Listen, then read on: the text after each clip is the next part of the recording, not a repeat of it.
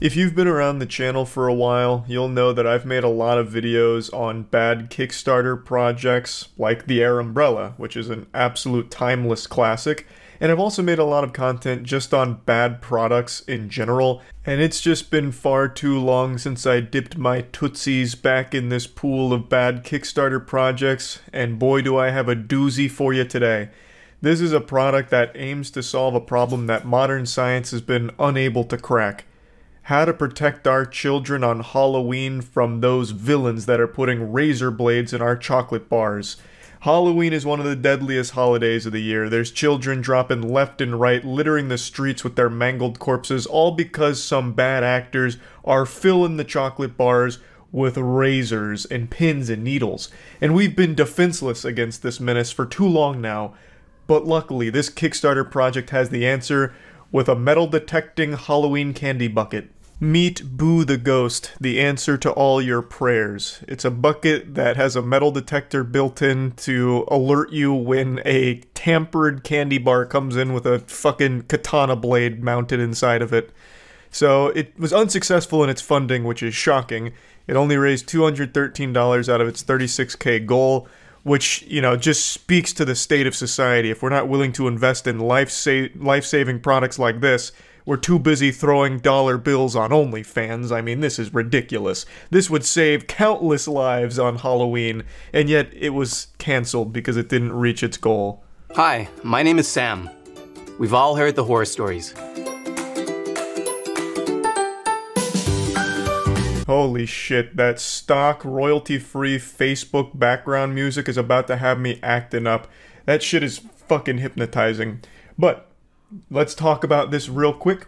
So, the product aims to solve a problem that doesn't exist. It's a made-up boogeyman. The myth of, like, razor blades in chocolate bars and shit. Razor blades in apples, I think, is where it started back when I was in, like, elementary school with that urban legend of, like, this kid got an apple on Halloween, which I don't know what psychopath gives out apples on Halloween, and he took a bite and there was a razor blade in it, is the story we used to get told. And this actually dates back all the way to the 1950s, where someone even wrote a book on it and then concludes that they couldn't find a single report of a child killed or seriously injured from a contaminated treat received during trick-or-treating, and it's a contemporary legend, and that's all it is. And if you look at the statistics, from 2008 to 2019, there were 4 cases of tampering, and none of them resulted in an injury. And among those, I'm pretty sure a couple of them had very sketchy details around it that seemed like it was there to drum up fear and hysteria. A couple of the articles he pulled up, one in particular with the Long Island 13-year-old who got like a razor blade in the Three Musketeers bar or whatever, that one had quite a lot of media hype and stir around it.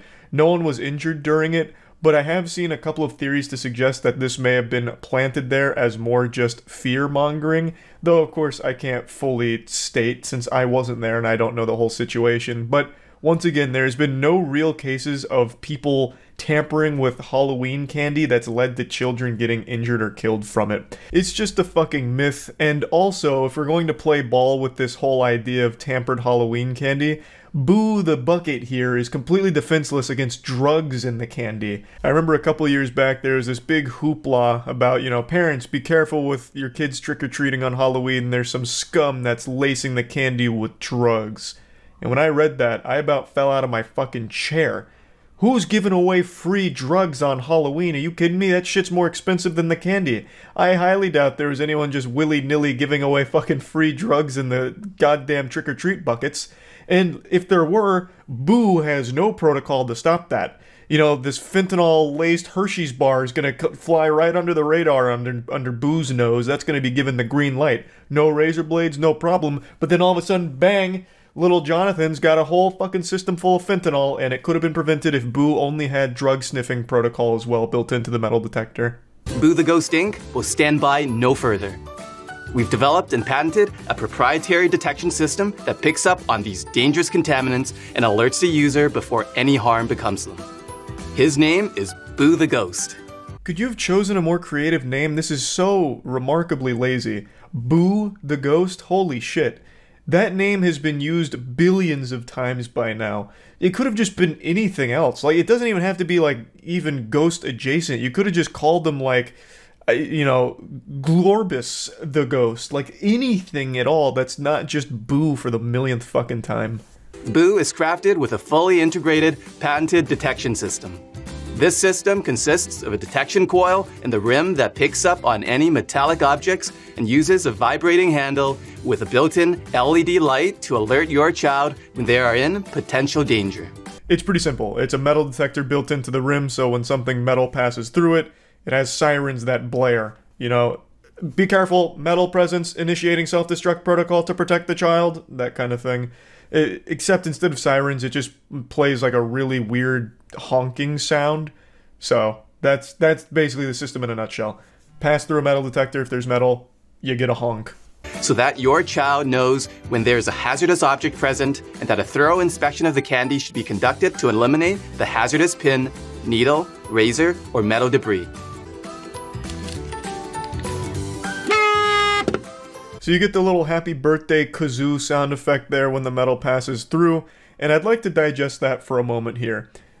Let's assume you have this bucket, you get a handful of candy, you dump it in, you hear a honk. Well, now all of a sudden you have no idea which candy triggered it, so you have to go through each and every piece of individual candy and ruin every single one of them. No one's putting candy in one by one. That's not happening. This isn't the TSA, it's fucking Halloween, and these are kids just reaching in the buckets, or parents taking a handful of candy and dumping it into their bucket. Like, this would never be practical, because if a honk did go off, you would then have to open every single piece of candy, and you'd then probably want to do it in front of the house where this honk happened, because maybe they put a razor blade in there, and now you're about to get into a confrontation with this family here. So you have to break every single piece of candy apart to see which one triggered it. And that just seems really ineffective. There's no way of knowing which one it was unless you literally do it one by one, which isn't happening. Right now, it picks up on all metal objects that pass through the rim of the container. As you can see, when a detection is made, the handle vibrates, making your child aware of the danger.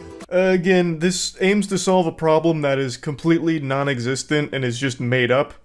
But, hats off to him for trying to tackle it. I always appreciate when someone at least tries to make something that they think will be helpful somewhere, but in this case I think it's remarkably misguided. I think they have been brainwashed by media fear, and even then, this is so rare.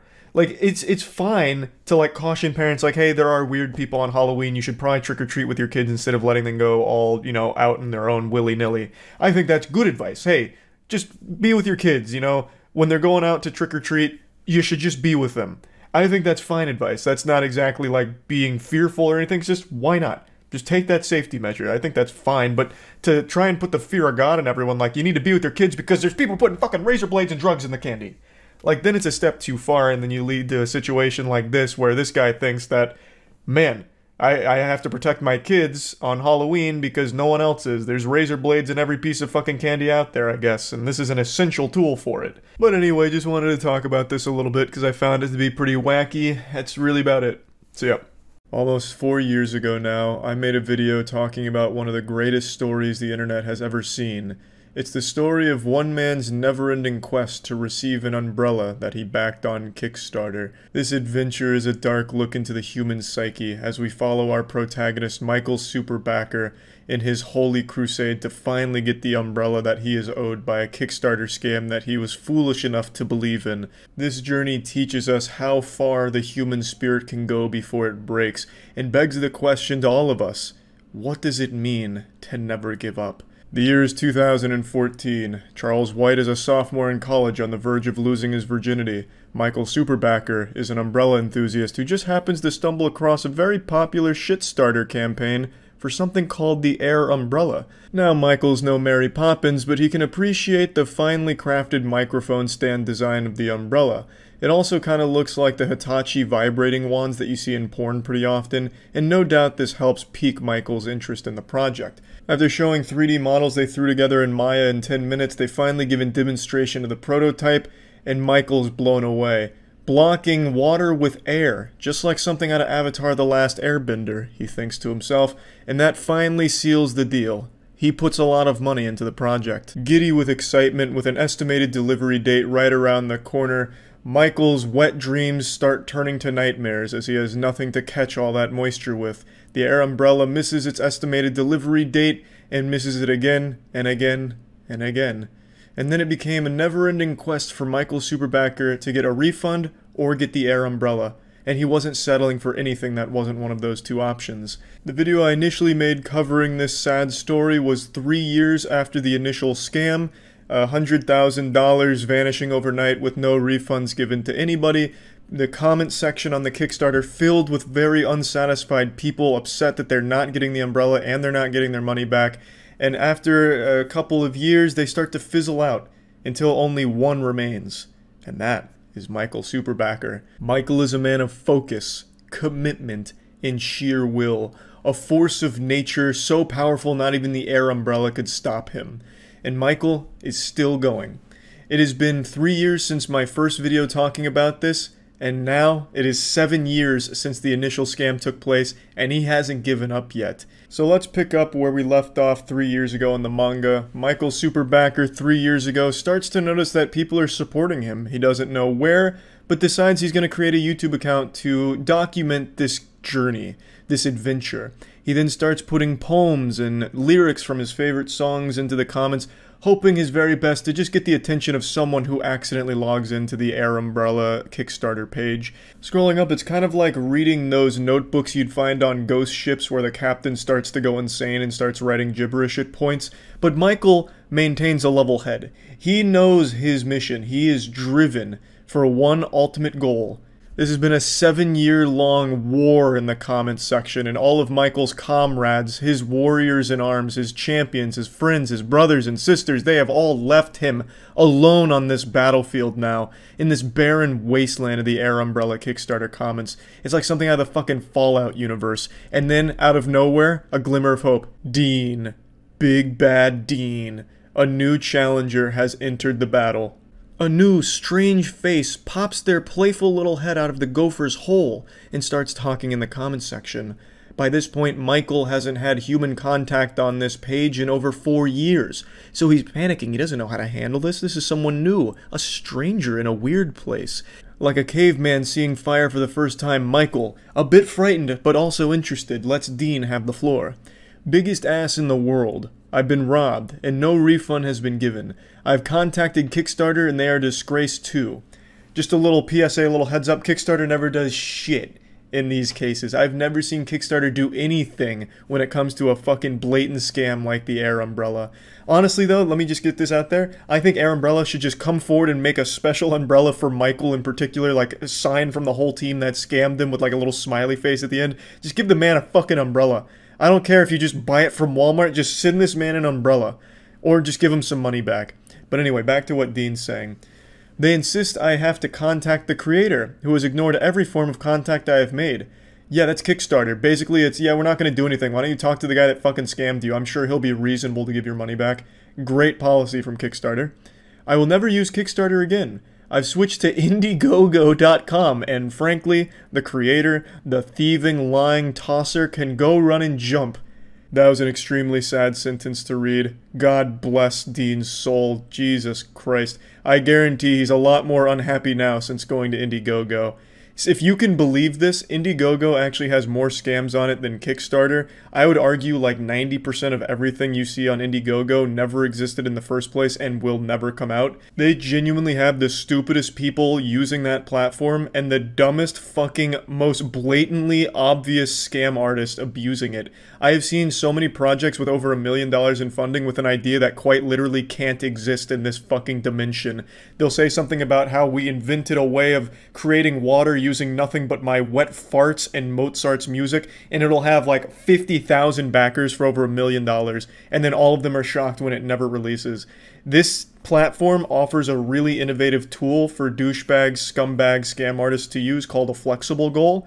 I won't get too deep into the weeds of it, but when you see a flexible goal on Indiegogo, just know that something shady's probably going on there. I think that whole fucking site sucks. It preys on the extremely gullible and vulnerable people, so I feel really bad for Dean, who thought that that was like a good alternative to Kickstarter. What should have happened with Dean here is he'd be like, oh my god, I got scammed on Kickstarter, they're clearly doing nothing about it, maybe I should stop investing in crowd-funded garbage.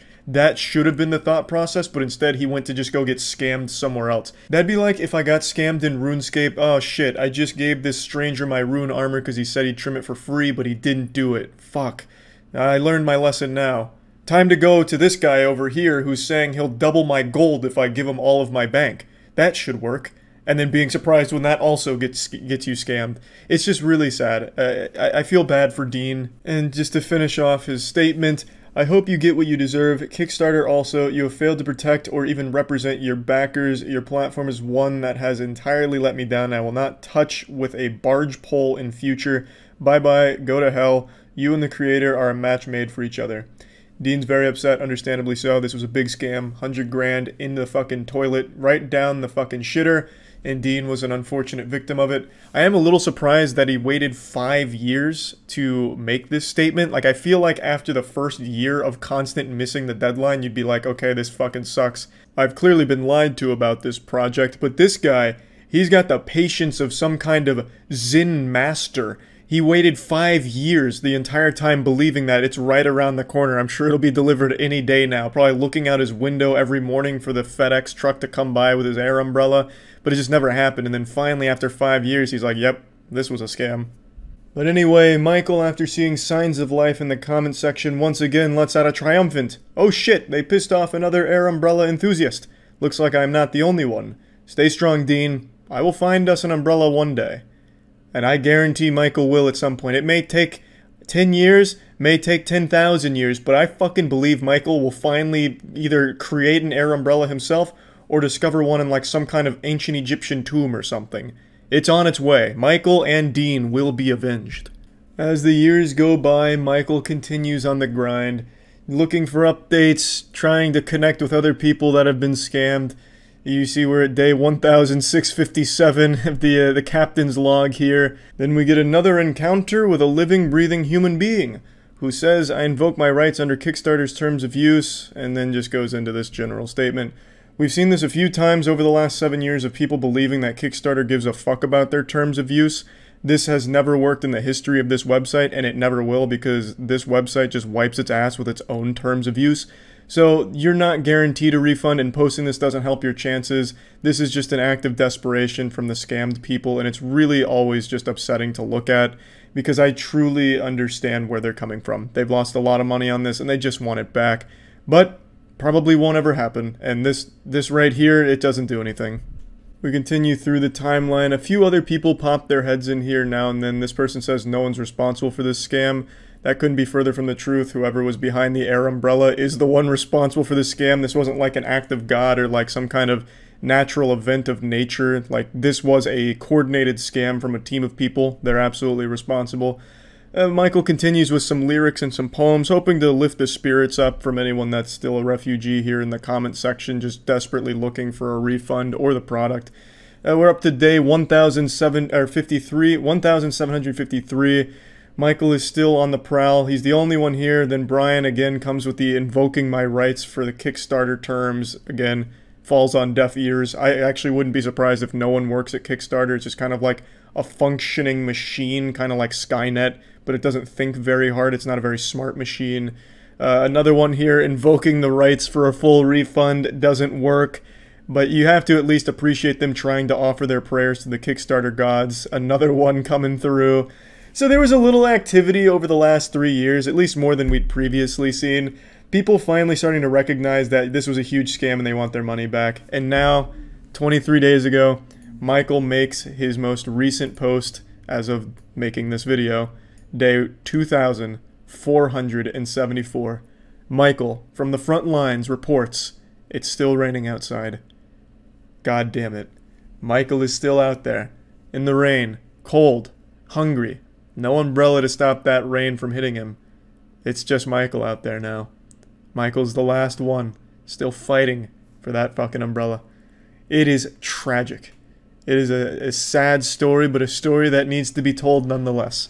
Michael has been here for 7 years in the comments section, and I imagine he'll be there for 7 more.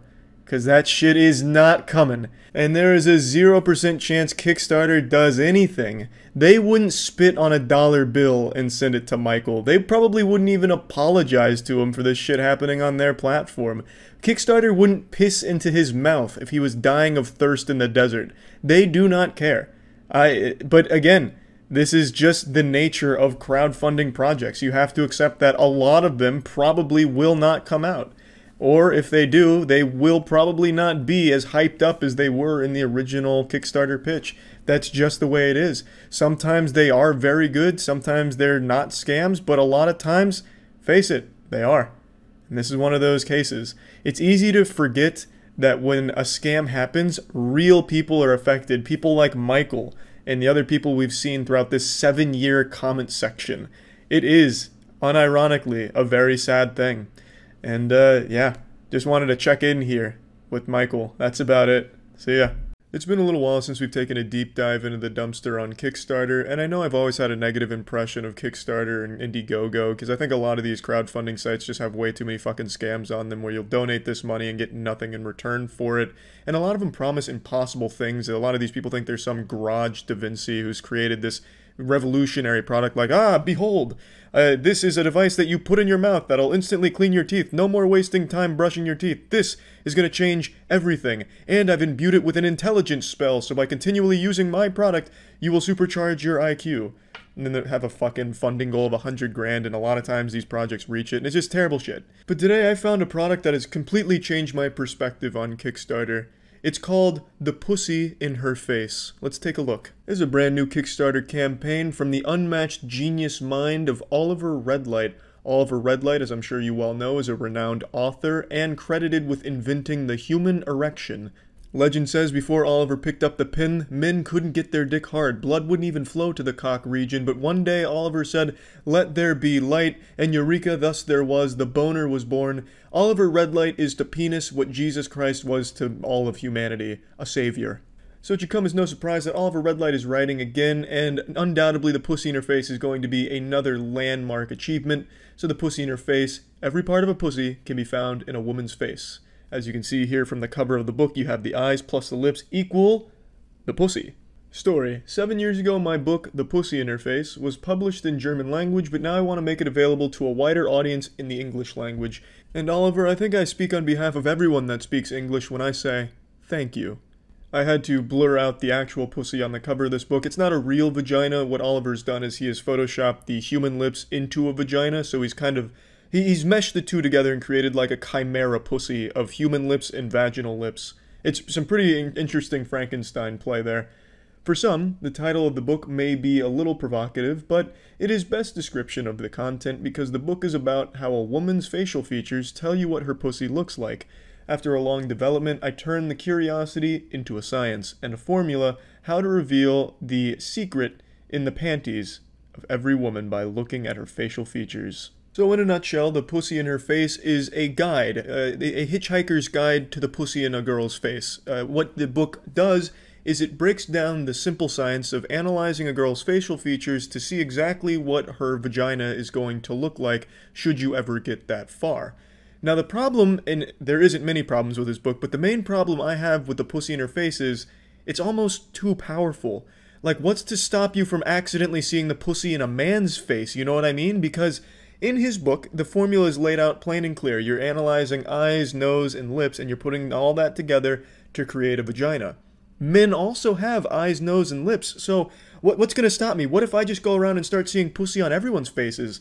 You know, after reading this book, what if I go to my parents' house and I start seeing their pussy in their face? You know what I mean? It's just, the formula is just too strong. The science is just too much. I don't think we were ready to have these secrets thrust upon us here. It's opening Pandora's box. We're just going to see face pussy everywhere. You'll be at the gym talking to that really sweet old man who's been battling alcohol addiction for the last 20 years. You'll be deep into a conversation, then all of a sudden you'll have like a That's So Raven flashback, stop for a moment, and then just start seeing the vagina on his face. You'll analyze his eyes, his nose, his white mustache, so you know he's got a bit of a white pubic hair bush over his vagina, and then all of a sudden you can't even look at the guy anymore because you just keep seeing his vagina that he's wearing right on his face, because now you just have all of the information right there because Oliver Redlight's pulled back the curtain, and now we can see everyone's pussy just by looking at their face.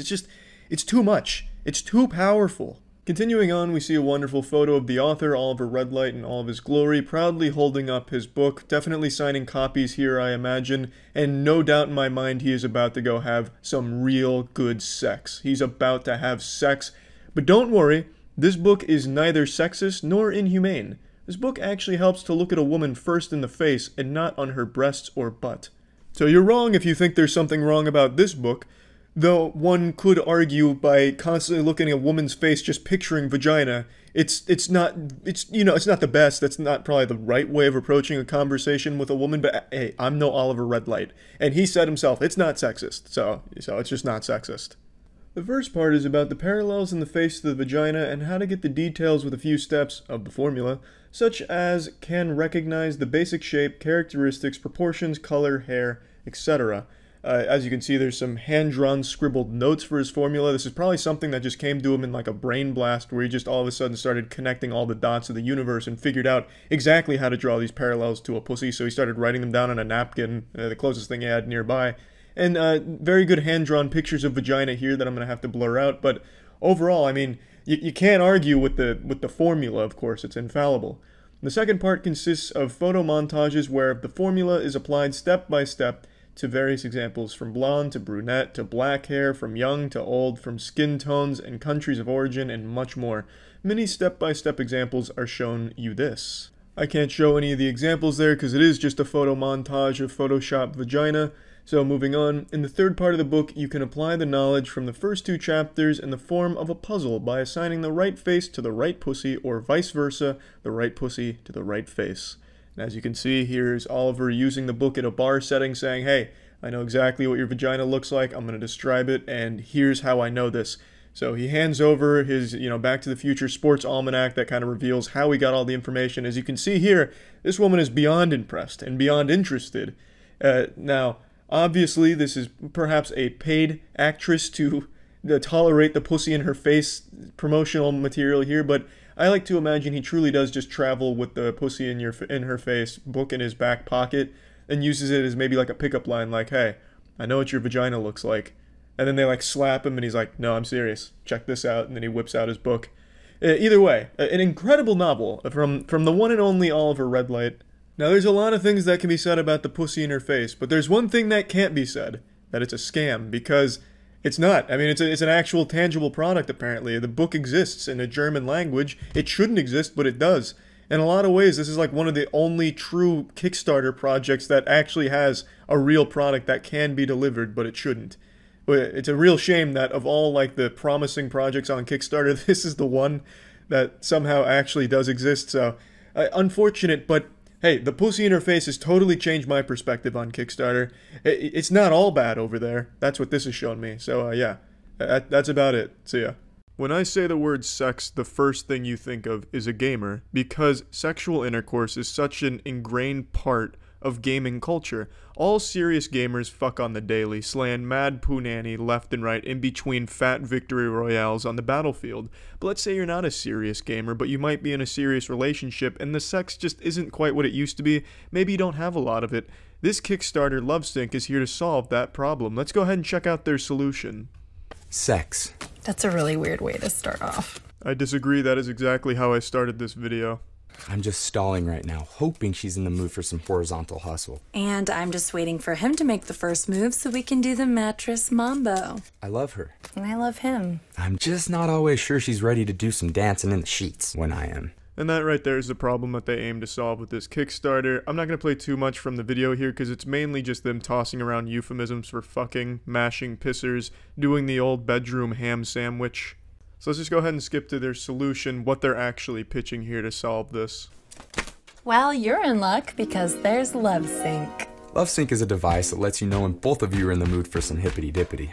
There is also another device that lets you know the same thing. It's called Words. Communication typically accomplishes that same goal without the need of this gizmo here. It's super simple. All you have to do is place a button at each of your bedsides, and when you're feeling a little randy, you just anonymously push the button. What the fuck do you mean anonymously push the button? Your partner's gonna know who pushed that button. I don't think they're gonna interrogate you. Hey, Harold, who pushed that button? Oh, Jesus Christ, I'm sorry, Linda. It looks like a burglar busted in here and hit my LoveSync. I don't want to fuck. It wasn't me that pressed that. Anonymously pressing the button, you're gonna know who pressed it, obviously. So why not just say, hey, I wanna fuck, instead of just press the button when you're taking a shit or something? There's no risk of rejection. If only one of you pushes the button, nothing happens, and your partner's none the wiser. Yeah, but that's kind of a rejection, right? Like, hey, I pushed my button, and you can see I pushed my button because it's glowing green, and you didn't push yours. Guess I'll just go fuck myself then. But if your partner's also ready for a pants-off dance-off, they'll press their button. The LoveSync technology combines these anonymous inputs and recognizes that there is consensus. It lets you both know by emitting a swirling glow from the buttons. I really just don't understand the point of this. So you press that button, the other person presses their button, then you get a swirling green glow letting you know it's good to go. What the fuck is the point? You could just say the same thing. It's still communicating, it's just non-verbal now, so even less healthy. It's making the relationship worse, because now you're using fucking life alerts on the side of your bed, fucking easy buttons, and that's how you're communicating. That's not good. That makes no sense. It accomplishes the same goal with a couple extra steps in a bad way. And it's not like this is good for people with like a fear of rejection or whatever insecurity thing that's about, because if you press your button, your partner can see that it is green, as you'll see throughout the pitch here. So your partner obviously knows it's green and they don't press their button, so you are getting rejected still. I don't understand what problem this aims to solve. It just aims to stop communication between couples. Pressing the button multiple times sets a longer time period that you'd be down for bopping squiddles. We surveyed couples across the globe, and over 50% said they would initiate more often if they knew they wouldn't be rejected by their partner. So I'm guessing the purpose is to stop rejection, but you're still getting rejected. You could every single night just fucking slap that button like you're trying to answer a question in Jeopardy, and if your partner doesn't ever slap the button back, you are still getting rejected and you still know it. So this genuinely serves no purpose, and the fact that this is fully funded makes me feel like a fucking idiot for not understanding. I read the comments and I still don't get what people find useful about this little button here. I don't know what I'm not seeing. LoveSync is perfect for partners because it alleviates sexual frustration. Now you'll always know when you and your significant other are ready for sexy time. Okay, hold on. I think I understand. So this is to stop you from making a fucking idiot out of yourself in your efforts to get sex, maybe. Like, let's say you really want to get wild, so you buy flowers, you buy triple XL condoms that don't fit your penis or something, and you're ready to try and woo your partner into having sex, but they're not in the mood. So I guess this button... What? No, that still wouldn't work, because you'd have to press that button like 3 hours in advance to prepare something like that. Then they'd have to press their button like 3 hours in advance, and then you would have to go out and prepare yourself. I just don't get it. If it's to stop initiation failure of sex, maybe I could kind of see that. If your initiation is literally just saying, let's fuck. Then I guess you could be like, well, you didn't check my button, Harold. You clearly don't care. I'm not in the mood. I didn't press my button this morning. But I don't know what the duration on the button presses is, so I guess maybe if you press the button in the morning, that means you're good all day if you want to fuck. But even still, that would be subject, Jesus Christ, to change throughout the day, depending on your mood and what goes on. I just don't get it. I don't see how this could ever have a practical purpose. But hey, if your love life needs a button for sex, they've got you covered, I suppose. See ya. Butch Hartman is a man I have nothing but respect for. He helped bring to life some extremely creative cartoons that I grew up with, Fairly Odd Parents and Danny Phantom being the two biggest ones. But god damn it, how the mighty have fallen. You either retire a hero, or you sniff your own farts long enough to see yourself become the 1D-Simo. Mr. Hartman is now peddling an abysmal, shitty Kickstarter that I just need to talk about. It's also worth mentioning I still like Butch Hartman. You can criticize people you like and still like that person. So let's get into this shit. Hey everybody, the show's on.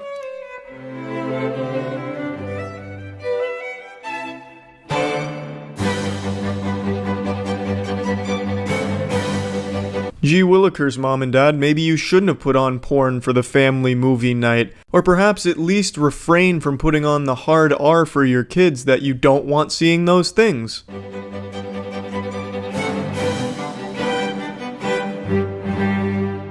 Look familiar? Why, yes it does, Evangelist Butch. It looks like bad parenting. But no, that's not an option in Butch's world. He blames it on the media, as does most people these days.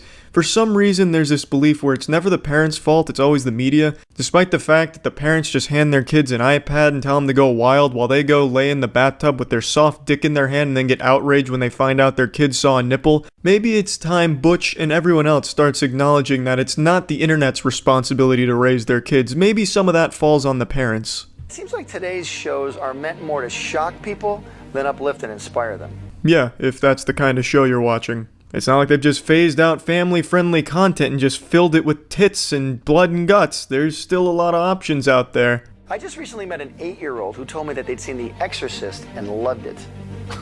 Loved it? I mean, think about that. The only way the 8-year-old could have loved it is if they'd already seen so much other dark stuff that they'd become immune to that sort of thing. No, Butch. I don't mean to poke holes in your bulletproof math here, but that's not the only way that kid could have enjoyed The Exorcist. It's almost like kids aren't the robots you think they are, and they all have different tastes, thus they're entertained by different things. Now, whether or not that 8-year-old should have seen The Exorcist, well, that falls on the parent. But it's ridiculous that the only thing that Butch can surmise from this story about the 8-year-old and The Exorcist is that he had to have been contaminated by dark stuff already to enjoy it, because it just doesn't compute with Butch that kids are humans, not machines, that all have different tastes. They're not pre-programmed to like the same type of shit. So it's not unbelievable that there's an 8-year-old that liked The Exorcist without already being exposed to the evil, dark media that you think he has, Butch. The smartphone has become a gateway through which all kinds of questionable influences can enter. Parents, aren't you tired of being constantly terrified that your child is going to see something that they shouldn't? Parents, aren't you tired of letting the internet do your job for you and then getting upset when it doesn't do the exact job you wanted it to? The solution is simple. Don't step in under any circumstances. Continue to let them roam the internet unsupervised, but make sure they roam Butch Hartman's O-Axis part of the internet, the only safe place. Welcome to O-Axis. A 24/7 entertainment platform with high-quality, family-friendly entertainment as its central mission. Sound familiar? Well, it should, because this already exists in a lot of different places. Biggest one being Netflix. You can create an entire kids account and they only have access to kids content. I don't know what hole he thinks he's seeing here that he's going to be butt plugging with O-Axis, because it's fundamentally just a family-friendly streaming service. That's 100% what it is, and there's so much of that already. We're going to use the power of the smartphone and other personal devices to our advantage. We're going to start off as a subscription-based streaming service, and we're going to have everything you've come to expect from networks you're familiar with, but without the heavy focus on negative subject matter. That's such a non-statement that doesn't tell you shit. He might as well have just said, we're going to give you laser beams in your eyes. What do you mean, we're going to give you what you expect, except without the heavy focus on negative shit? So you're going to give me everything the other streaming services have so I can still watch the hard R shit, but you're going to censor it, I guess? I don't really know what you're saying with that, Butch. Or maybe he meant we're going to give you all the family-friendly content you're used to getting, but still without the negative impact shit? So you're going to censor the already family-friendly content? I really don't know what you're telling me with that, Butch. We'll have all original high-quality dramas, sitcoms, feature-length movies, animation, and kids shows. Plus all the other things you love. Sports, fitness, reality, news, video games, and more. We'll even have a user-based upload feature. Man, Christmas has come early. Throw away everything else in your house that isn't an O-Axis subscription, because this shit apparently has everything. Do you need a new car? I'm sure O-Axis has one for you on its service somewhere. Jesus Christ, O-Axis is like Pandora's box that just unleashed all of the bad ideas at one time upon the world, and the only thing left in that box was Butch Hartman's soul. Even still, none of this is a unique idea. There's so much competition for this. YouTube Kids being a huge one, however poorly it's run, it's still a very viable family content streaming platform for the most part. But how are you going to take negative shit out of the news? Are you only going to broadcast news stories that are about sunshine and puppies made out of flowers? It makes no sense. And even if you did pull all of this off, it's already been done before, Butch. It's just not a good idea. And you're only asking for $250,000 to make all of this come to life? You've got to be snorting coke off of Danny Phantom's thermos to be thinking that number's enough to get your shit going. I understand you're not using $250K for the entire thing, but you're using it for your phase 1, like you say a bit later in their pitch. And it's still just way too low to get this going in any fashion whatsoever. You couldn't buy a single show for your streaming platform. You couldn't even get it all built for $250,000. Actual investors wouldn't even take the time to spit in your face for $250,000. That will allow you to upload your own family-friendly content whenever you want. Daughter's birthday party? Let's see it. Son's graduation? Upload it. Anniversary? Trip to the zoo? Share it. But understand, this is family-friendly. It has to meet our high-quality standards and pass through our special OAxis filter. Let's make it fun, but keep it clean. Watch out, OAxis is the YouTube killer here. I'm sure they're also going to be releasing a Battle Royale component of OAxis as well to compete with Fortnite and take that bitch down as well. I just can't see that going over well. There's just nothing else to say about that. I don't think there's any rational person out there that's ever used the internet that hears that part right there and doesn't think it's going to be abused and just a pile of shit. Join us in our mission because we need to raise $250,000 for our first phase of startup costs. These include developing our video platform, hiring creative staff and producers to produce original content, and to acquire already finished projects that fit our entertainment model. None of which can be achieved with $250,000. You might as well be trying to buy all of those things with packs of gum. With the OAxis platform, we can change family-friendly entertainment for the better.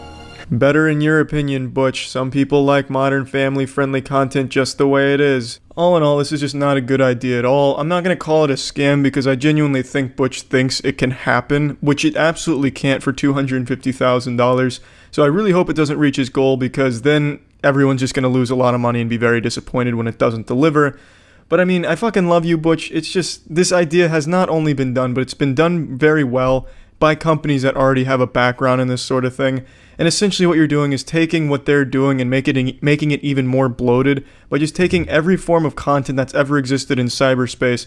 News, gaming, Twitch live streaming, kids like Fortnite, Fortnite News Hour. What about grass? Let's put grass in tubes on the Tube Grass channel on OAxis. And then just run that through your family-friendly content filter.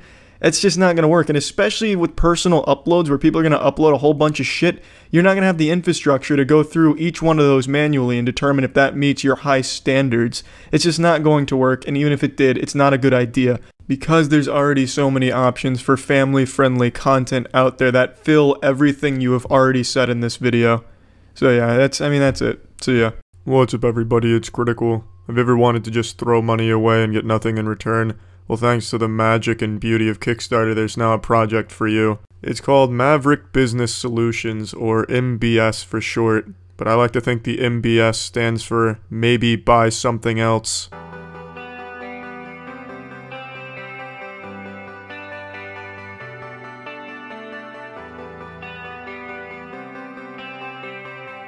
Welcome to the currency auto trader of the future.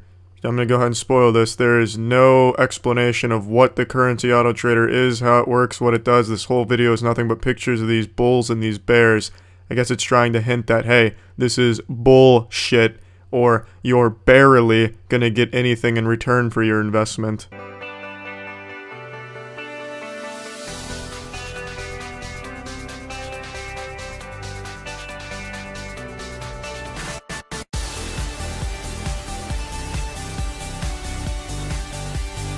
Did that answer all your questions, asshole? I'm sure it did.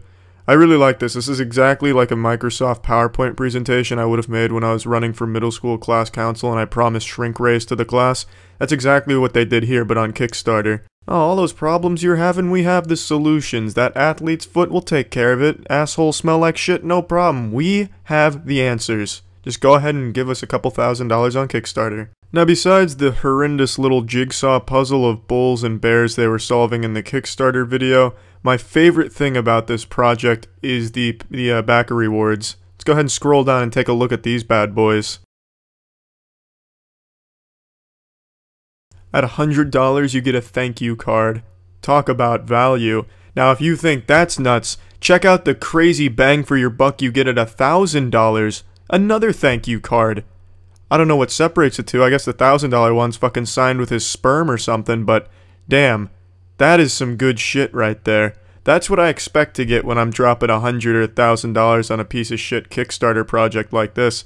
I know the title of this says investing in your future, but it looks like what you're actually investing in is thank you cards. I love Kickstarters like these where they come up with just a stupid idea and all it is an idea. There is no team, There is no proof of concept. It's just, hey, here's my idea. I think this idea is worth X amount of thousands of dollars. Please just give it to me and I'll give you a thank you card, or I'll even draw you a little picture with some crayons. It's just fucking ridiculous. But yeah, that's it. So yeah, what's up everybody, it's Critical. Do you remember those Hulk hands growing up where you smash them together and shit, and they were made out of foam and they were kind of cool to play with as a kid?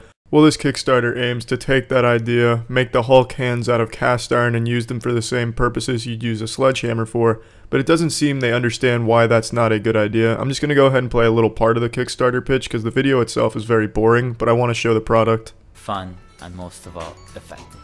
You can use it anywhere. It's the ideal tool for remodeling or renovation.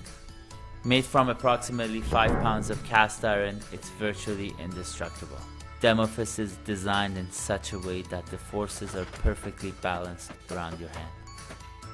It takes the best things about the hammer and combines it with modern day design and engineering. It takes the best things about a hammer and says, fuck those, we're gonna make this cool. It looks like fucking Doomfist's gauntlet from Overwatch. It's like the creators of the DemoFist either don't know or don't care that using a 5-pound cast iron fist like a sledgehammer is going to break a lot of wrists. It's also going to fuck up a lot of shoulders, that's for sure. But I can see some practical purposes here. It fucking sucks as a sledgehammer or a demolition tool or pretty much any type of tool. However, this is a very adult and dangerous version of sock and boppers that I can really respect. Like, imagine if McGregor and Mayweather fought using the demo fists instead of boxing gloves. That shit would be nuts. I can also see this having a really useful purpose in gangs. Let's say you want to send a message to a rival gang. Well, you can smash someone's fucking head with this thing, and won't no one give you shit anymore. You get yourself a cool nickname on the street, like Turbo Head Smasher Guy, something real scary like that, and you won't have any problems with any other gangs. Now, in all honesty, this is one of the cooler products I've seen on Kickstarter. This actually seems like some type of supervillain weapon. However, it's a terrible product. You'd be better off just slapping buildings down with your bare hands. At least you wouldn't injure yourself as much. It's not effective, it's not useful, it's not gonna help, it's dangerous, you're gonna hurt yourself with it, but damn does this thing look kinda cool. That's it. See ya. What's up everybody, it's Critical. I want to show the aftermath of a Kickstarter scam. Let me show you what happens when a Kickstarter goes wrong. Here's an old scam from 3 years ago called the Air Umbrella. I'll go ahead and play the campaign pitch. This air umbrella shelters you from the rain using a powerful stream of air. And it comes in 3 different versions, with a fixed height of 30 centimeters. This is really all I need to play of this pile of shit. Basically, it's just a giant fan on a stick that repels rain by blasting it with air. It's a fucking horrendous idea that somehow got $100,000 in funding. It looks like one of those vibrating wands you see in porn videos where the actress stimulates her clit that way so it's ready for the pounding. But here, instead of preparing pussies for sex, it was preparing pussies to empty their wallets on a product that had no chance of ever being delivered. Now, going to updates shows you that the last one was in 2016 where they said they're issuing refunds. This is 2 years after they failed to deliver the product. I don't believe they delivered even a fucking penny to anyone, as evidenced by the comments. Now let's turn our attention to the evidence here where we can find the protagonist of this sad story, Michael, the super backer. So not much is known about Michael, super backer, other than he is very upset that he didn't get his air umbrella or his refund.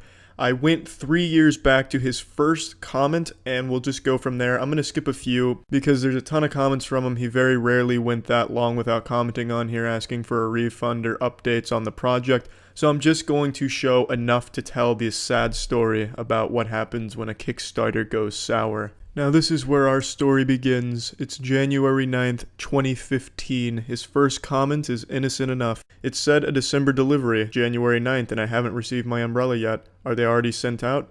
A slight bit of foreshadowing here for the events that are about to unfold on this Kickstarter scam. He kind of gets this stinky sniff of some asshole that, you know, I still haven't received it, and it said December. Maybe the postal guy might have stolen it because it's so high-tech and cool. Did anyone else get it? 4 months go by and Michael starts to get the itch for more knowledge on the air umbrella. What's going on, boys? Has human technology advanced far enough to bring to fruition this beautiful air umbrella idea? Looking for updates, but you don't go on these parts looking for updates on the air umbrella unless you're trying to get yourself killed. A couple weeks later, we're introduced to our supporting character, Raheem. Remember this name, it won't be the last time you see him during this saga. Another scam on Kickstarter, he says. Looks like Kickstarter is full of fraudsters. How right you are, Raheem. Michael then asks for an update. How is the umbrella coming along? A question that will forever be unanswered since the creators tucked their dicks in their assholes and ran away. After 6 months of searching for updates, Michael finally reaches his breaking point, his limit, his boiling point, his coming point. This is the first time he demands a refund. In May, he tries again. Refund, please. May 17th, he just wants an update now. Fuck the refund, just give him some information. I would like an update, Kickstarter. You can't just sit around and do nothing. Air Umbrella and Kickstarter, this is unacceptable. Little does Michael know, Kickstarter doesn't give a fuck about anything on their website. There's no quality control, nor is there any responsibility. Michael, you know what Kickstarter says when it sees something like that? Ha ha ha. And then it spits in your fucking mouth because Kickstarter is still wiping their ass with a cut of the money you donated to a scam on their platform. Michael then says, after backing over 30 campaigns, I have never seen a project go silent. No updates, no comments, doesn't even sign into Kickstarter since 2014 until now. I want an update, my umbrella, or a refund. Kickstarter, do something already. Michael Superbacker, I have to say, I just don't believe you here. If you truly have backed over 30 projects that have all delivered on time as promised, the same project as pitched, then you should be playing the lottery weekly because you'd be a multi-millionaire and you can make your own fucking air umbrella that also sucks your dick while it's blocking the rain. Because the odds of you having backed 30 successful Kickstarter campaigns that all delivered on time as promised are about as low as the earth actually fucking being flat. It's impossible.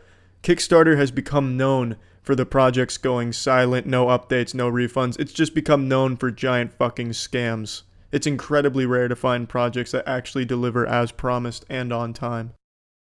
November 2nd, 1 full year after successful funding.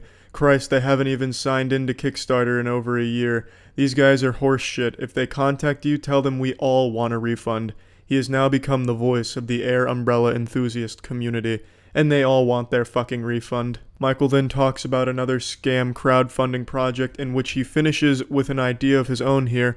With all these Kickstarter failures and frauds, I think I want to start my own Kickstarter to make a website for Kickstarters to blog, comment, chat, and I will go through each campaign, past, present, and future, to rate campaigns and see how many of a percentage actually have failed completely, failed to deliver a quality product as stated in the launch video.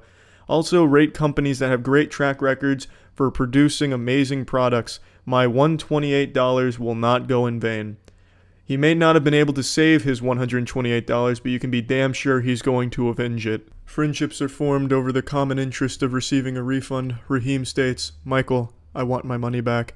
To which Michael responds, Raheem, I want my money back. Michael attempts to boost morale in the comments section, wishing everyone a Merry Christmas, and then asking, where is his air umbrella? It seems Santa Claus will not be delivering an air umbrella to him this year, next year, the year after, or any other Christmas. It's been over a year since successful funding of the air umbrella, and the season 1 of this Kickstarter anime is drawing to a close, and we finally get a word from our supervillain of the season.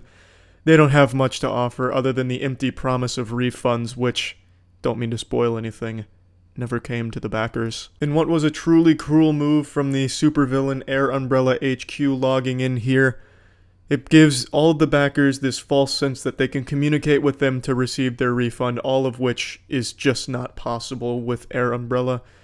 Michael went on to make about 9 comments in the span of 2 weeks. I will just show you these 3 to illustrate the point that he was given false hope that perhaps Air Umbrella was working on the prototype in secret and wants pictures and updates of their progress in the last 15 months, unaware that they have done fuck all on the project. And it's truly just upsetting. In what was a truly shocking development in the Kickstarter anime, Season 2 began with a bang, with Air Umbrella coming out saying that they are going to be issuing refunds and have them all given to backers very soon. Unfortunately though, the anime doesn't end with refunds. This was also the last time the villain was ever heard from. Some say the villain died on this day, but me, I think this was truly the birth of the villain. Michael wastes no time letting it be known that he is ready to receive his refund of his $128 investment. The comment section erupts with people ready to get their refund and excited to finally wash their hands of this horrible scam they fell victim to. Keen suggests sending a private message to the creators to honor the refund, but they don't check private messages because they haven't logged in years. So they take to the comments still. Michael then asks if anyone has received a refund. Maybe they're just singling Michael out, but it turns out they don't hold a grudge against Michael Superbacker.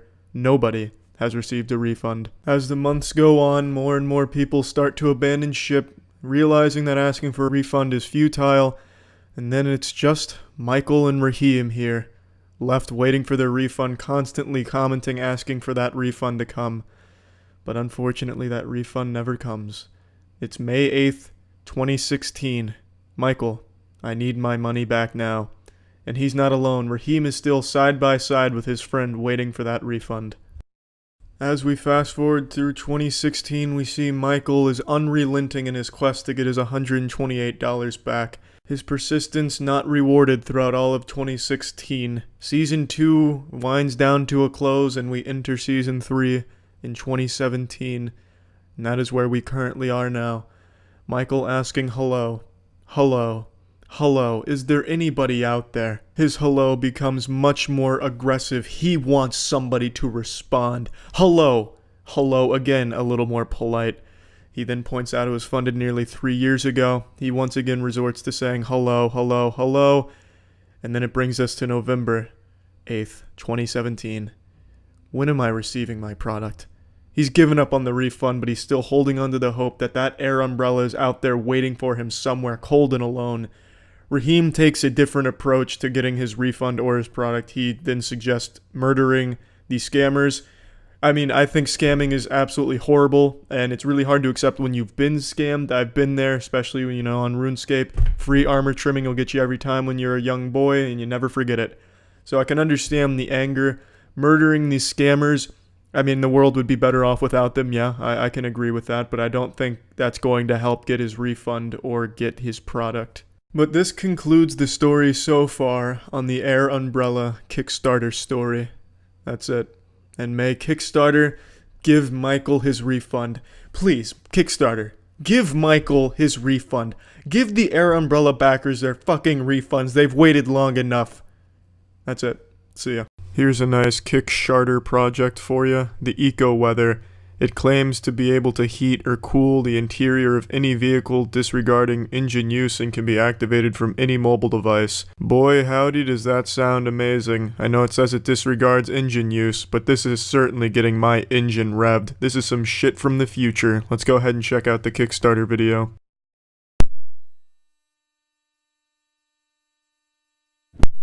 Did you catch all that? I'll go ahead and replay it for all of you out there that may not have been able to digest all the information it just tossed at you. It was a lot, and it really explained a lot of different things, so I'll go ahead and replay it, just for the sake of clarity.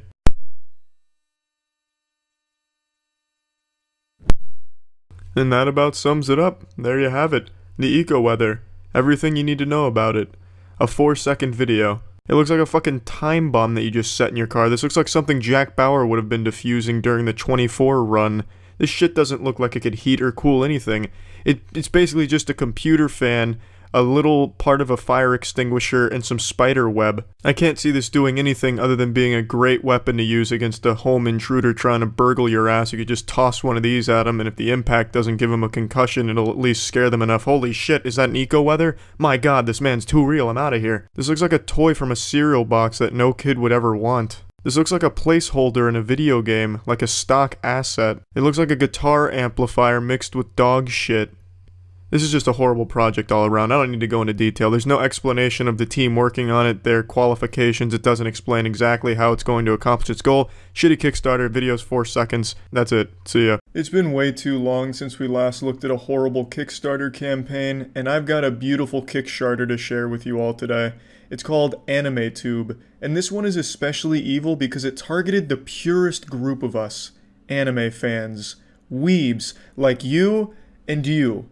I'm not a weeb, goddammit, and I'm tired of people spreading that rumor. That's some absolute false, slanderous accusations. I simply can appreciate some fine anime, but I wouldn't self-identify as a weeb. So now that that confusion's cleared up, it's time to talk about football, titties, and anime scams. So let's take a look at the main Kickstarter campaign promotional pitch.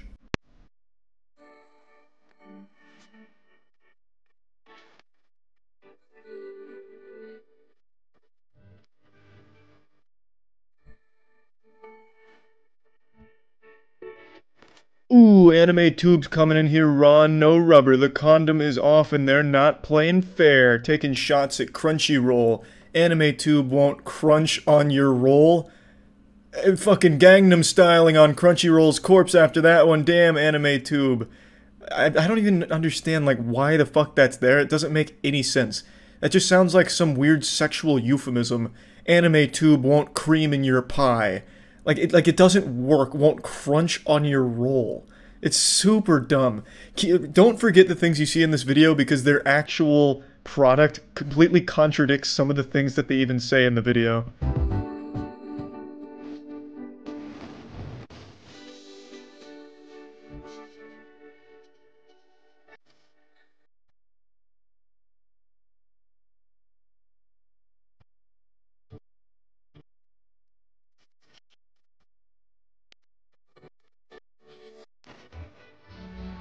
This video is the longest minute and 7 seconds of my life. Whoever filmed this should absolutely be fired and blacklisted from the industry. This is the slowest, most boring promotional pitch for anything I've ever seen.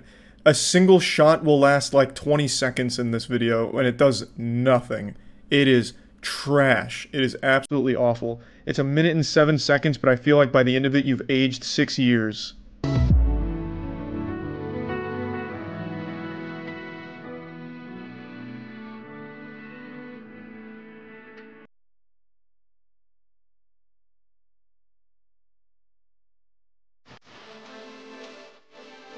I'll spare you further suffering from this Facebook royalty-free music montage. It basically just ends with them showing the front page of AnimeTube's prototype. So just to sum up the whole idea, they wanted to make an anime streaming platform that was more than just a streaming platform. It's anime streaming with a live chat service to connect with other anime fans, so basically like fucking Anime Omegle or AIM, AOL Instant Messenger.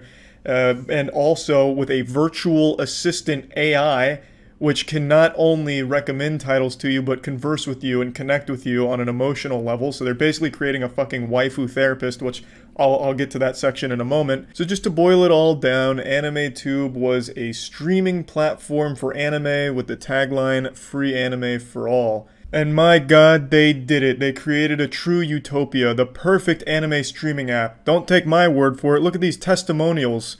It is routinely maintained, it's comfortable, it's quite logical and ergonomic. It's way beyond any competition, I like it. Steven. That is the Steven that said that. Notoriously picky with his anime apps, and he had that to say about it, calling it ergonomic and comfortable? Like, that's huge praise from Steven. But he's not alone because then Robert says, the best app for on-hand anime. I used to spend days looking up series, but now I just use this app with ease. That's that ergonomic, quite logical design coming into play right there. If Robert can use it easily, anyone can use it easily. I could put this in front of my dogs and they'd figure out how to watch some high-quality anime with AnimeTube. They consider Robert the dumbest anime viewer of all time. They call him the anime caveman. But he loves his anime, he's just real fucking stupid, and he had no problems navigating this app, so kudos to the design team to make it this intuitive. And then the final testimonial, and this one I think is the most important one. AnimeTube is an excellent app for old and young. It will keep you entertained for hours. It is fun for all ages. James. That seals it. What else do you even need to hear anymore? If you're not sold on this app, you're not human.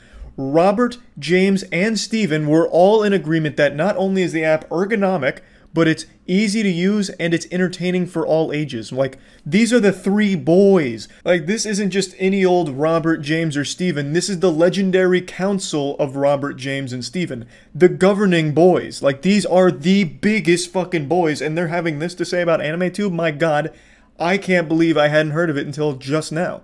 Now let's read a little bit more about it, because it's something special.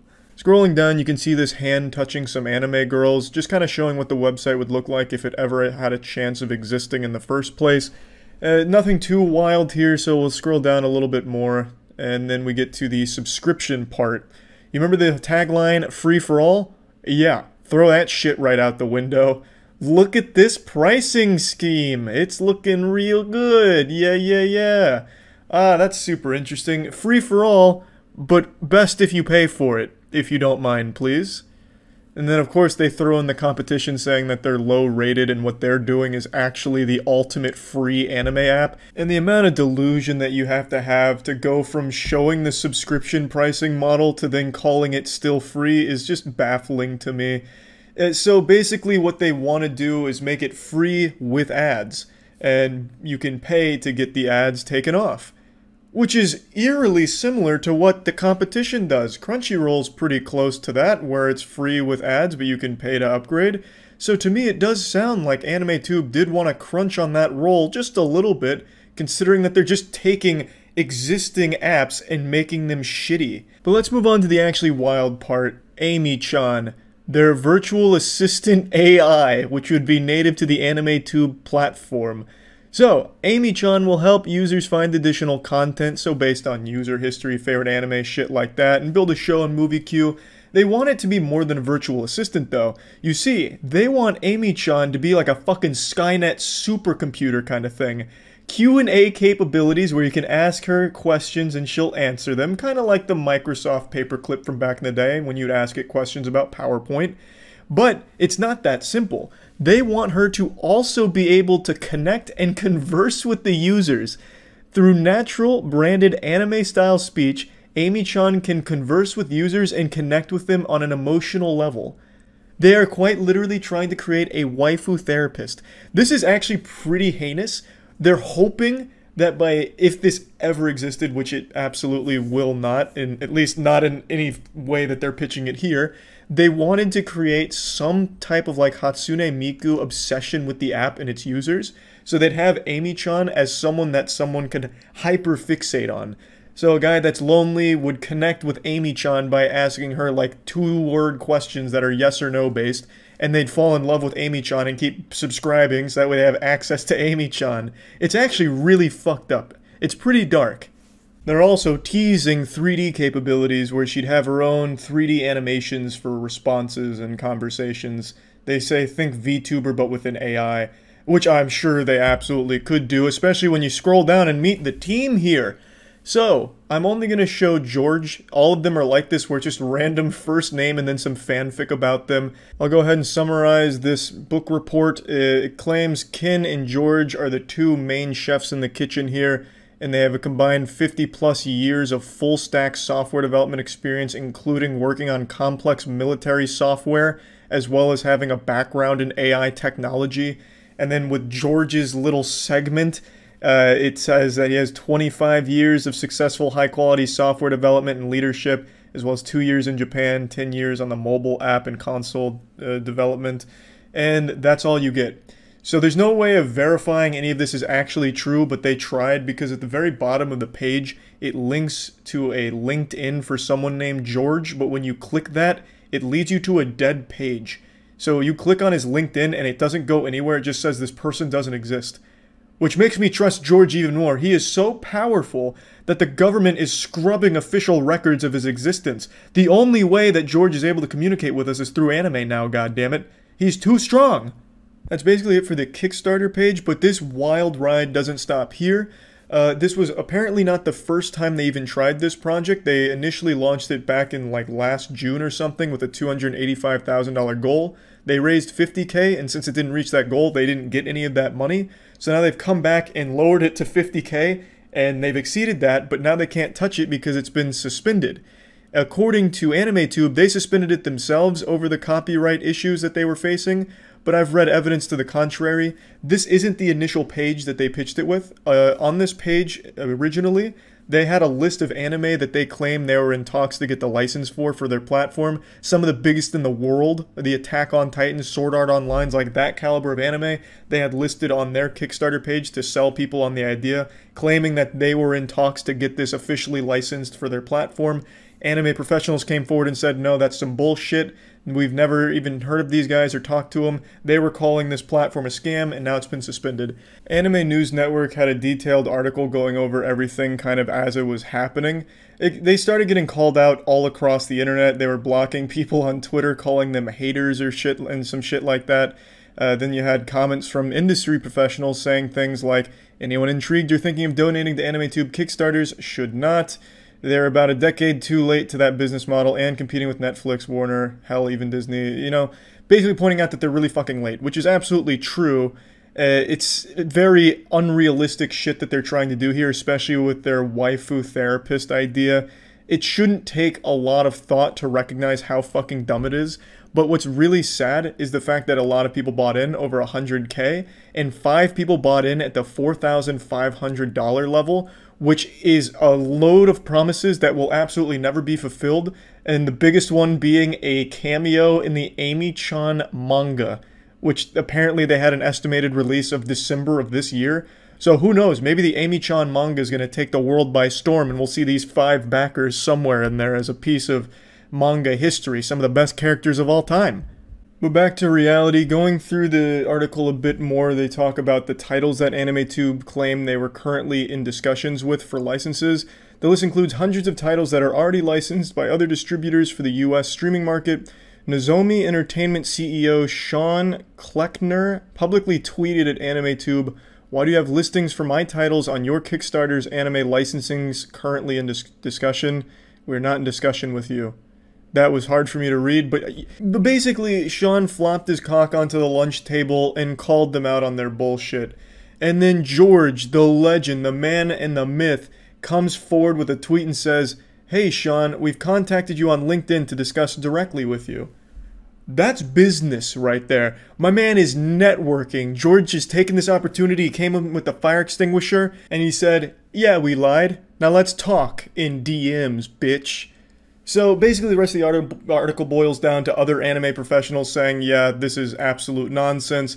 George then says that, oh, that's just a misunderstanding. We went through Japanese companies first, so they gave us the green light and their full support, but since we went to them first, the American companies weren't brought into the loop, so I understand that they're just a little confused. But no, this is all legit because we went to these Japanese companies, which they were also called out on because the company they listed as the one they went to that gave them like complete full support is a company that actually couldn't give them licensing rights in the first place or something like that. So it's just a massive mess. Obviously the whole platform is some bullshit to begin with. Like there's no world where A, this would be a good platform, or B, could even exist in the way that they pitch it.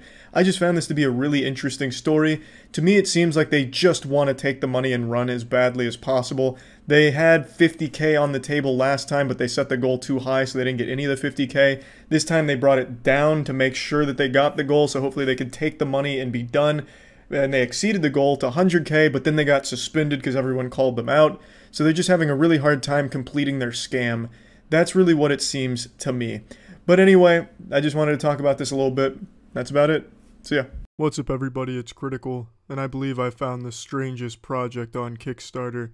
It's called the Butterfly Romper. Sounds innocent enough, just your standard fashion Kickstarter project, and I'm pretty up to date on fashion myself, so I know what a romper is. I also know about the backwards baseball caps, the fingerless gloves, all the cool shit that kids wear these days.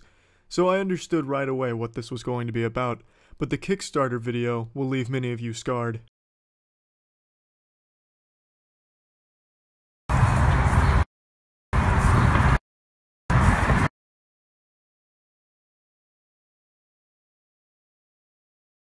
And that's it. This video looks like the VHS tape from the Ring movies. I'm sure half of you were expecting Samara to call you on the phone right when this ended. Now if that Kickstarter video doesn't sell you on how great the Butterfly Romper is, then I just don't know what will. I can't believe that this project wasn't funded. I can't imagine what turned people off from backing this one. The fucking Kickstarter video was a masterpiece. It was like the I Feel Fantastic YouTube video. Now let's slow it down a little bit and go frame by frame to see what we missed. So here's the first frame. I'm guessing this is her showing off the Butterfly Romper.